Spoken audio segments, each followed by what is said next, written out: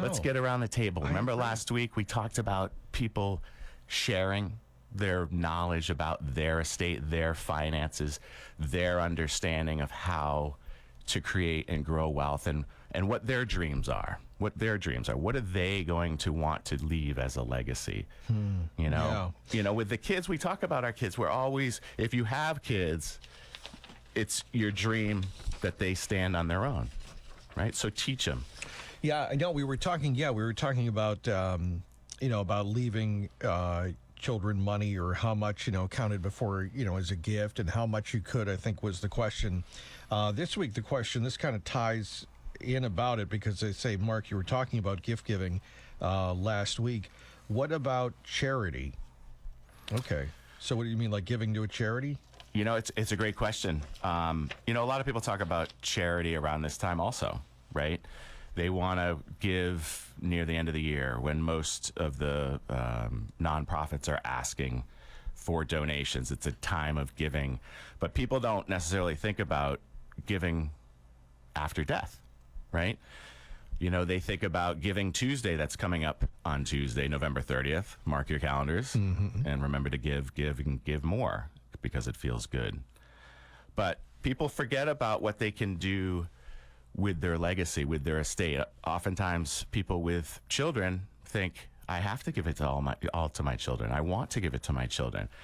And again, we've talked about this multiple times. Maybe the children are fine, right? Maybe the children are not going to do well with a windfall of cash, and we want to think about that. So we meet as a team all the time, and we try to figure out a way to message estate planning so that it's not a one-size-fits-all, right? It's not an obligation that has to be done. Did you know, Rob, that 65% of people know that they need a will or an estate plan, and only 30% have actually moved forward and executed on it? That would make sense, I guess. And some really famous people who could have done a lot of good with their money never did it. Michael Jackson, Prince, if you've seen those stories, imagine the good that they could have done with their wealth and giving it to charitable folks like Dana-Farber, or a school that really influenced and affected your life, or a church, or Drugstore Theater. Again, Dr. Joe, WATD. I mean, let's keep this radio station alive. How do we do that?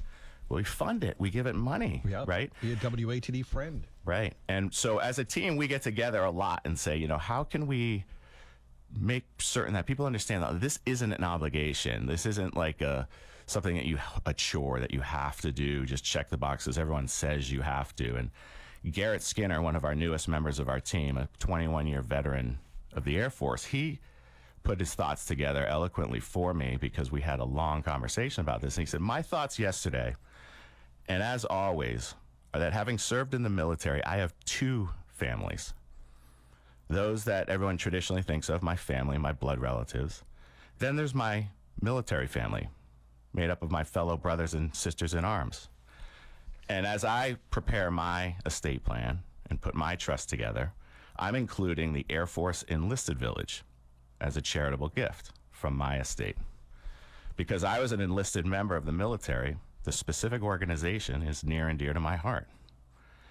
And there's a purpose behind that, right? No one should be homeless or living in a less desirable condition, but yet sometimes that happens with enlisted Air Force widows and Air Force members, and that's where that mission goes, and that's near and dear to his heart, right?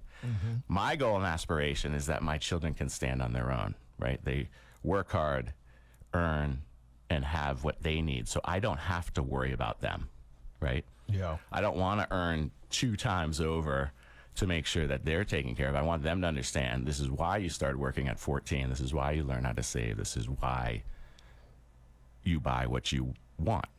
Rob, I had a conversation. A lot of times I speak with people. I talk to a lot of people in our business, and I ask them often, what are your 2 to 10 year goals? What are your plans?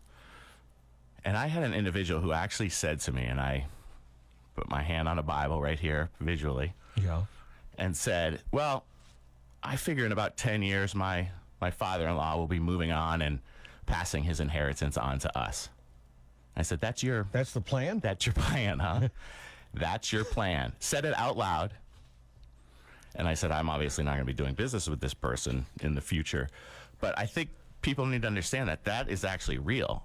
And if you're creative with your plan, you could actually create a trust to keep it away from that person, if you will, right? Yeah. So you can create a way to give it to your child into a trust for the children, so that spendthrift is the legal term they use. That spendthrift, the person who, the second they get it, they spend it, Yeah. is kept away from that. Wow. Yeah. I mean, I guess these kind of things must happen a lot in a lot of families. And I know there's stories where, what's the name of the person that's charged of the estate, the executor? It used to be the executive. It's called the personal representative. Personal representative, yeah. And then one sibling is mad because they're afraid that the other person's going to take all the money or something like that. Mark, these are things that can divide families. And it's amazing that nobody talks about it. Right. And I think that's one of the main reasons why estate planning doesn't get done. And then it's left to, whoever gets to decide after, maybe the state sometimes in the case of Prince and Michael Jackson, where is this money going? But for you as an individual, are your wishes being granted? Is it what you want? And that's why we talk about talking, right? Be transparent about it. Explain to your kids, manage the expectations. Like, I'm giving half of our estate to my college because without that college, there would be nothing. And help them understand, like, okay, I can't count on mom and dad. But it's not talked about, but it's real, and we see it. And it's important that people understand it. And, if you're not good with money, tell your kids that too. Like, listen, don't follow my lead. I'm terrible with money. Get a professional, like a financial advisor. Oh boy, a lot of conversations to have. Guess you got to have them. Not sure how many tomorrows there will be. Mark Stiles, he's here to go over it, and his great staff as well to guide you along. Things you need to know. There's some great videos as well. Information that you can learn. Mark, how do people get a hold of you? Well, you talk about the videos, Rob, on YouTube at Stiles Law.